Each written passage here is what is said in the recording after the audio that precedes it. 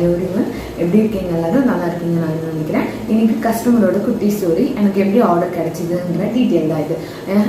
Customer name பார்த்தீங்கன்னா பாரதி. அந்த அக்கா வந்து பார்த்தீங்கன்னா கோயம்புத்தூர்காரங்க தான். அவங்க எப்படி வந்தாங்கன்னா எங்கள் மாமாவோட ரெஃபரன்ஸ் மூலிமா, எங்கள் மாமாவோட ஃப்ரெண்டு அவங்களோட அக்கா தான் இவங்க. ஆக்சுவலி அந்த அக்கா வந்து பார்த்தீங்கன்னா ரொம்ப ஸ்வீட்டு, ரொம்ப ரொம்ப ஸ்வீட். ஓகேங்களா, அவங்க வந்து ஜுவல்ஸ்லாம் வந்து நம்ம அனுப்பிச்சிட்டு எல்லாமே புக் பண்ணிட்டோம், எல்லாமே பண்ணிட்டோம். அது ஒரு 1 வீக்கில் நடந்தது எல்லாமே பிளான் சட்டனா. ஏன்னா அந்த பொண்ணு வந்து வயசுக்கு வந்துட்டாங்க, ஃபங்க்ஷன் ஆக்சுவலி அவங்க வந்துட்டாங்க. அவங்க வந்து கோயம்புத்தூர், ஆனால் ஃபங்க்ஷன்ஸ் எல்லாமே பார்த்தீங்கன்னா அந்தியூர் அப்படிங்கிற ஒரு ஊரில் தான் ஃபங்க்ஷன் நடந்தது. நம்ம இங்கேருந்து ஆனால் அந்த பொண்ணு மட்டும்தான் போனோம்.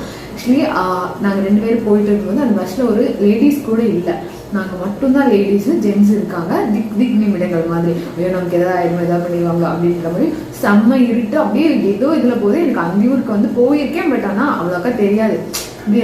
நைட் டைமில் நான் ட்ராவல் பண்ணதே கிடையாது. அந்த டைம் அவ்வளோ பயத்தில் நாங்கள் போய் இறங்கணும். 5 மினிட்ஸ்லேயே கஸ்டமர் வந்து அந்த பிளேஸ்க்குமே வந்துட்டாங்க, பஸ் ஸ்டாப்க்கு. நம்ம அங்கேருந்து எங்களை கூட்டிகிட்டு போயிட்டாங்க.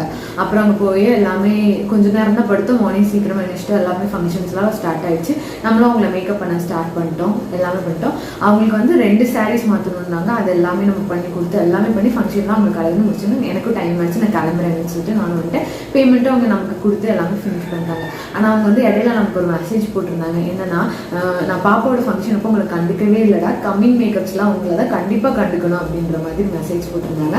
அதையும் நான் இந்த கிளிப்பிங்ஸில் உங்களுக்கு ஆட் பண்ணுறேன். இந்த மாதிரி தான் எல்லா கஸ்டமரையும் நம்ம ஸ்வீட்டாக கண்டிப்பாக வர தங்கம். நீங்களும் வீட்டுக்கு வாங்க, சரியா?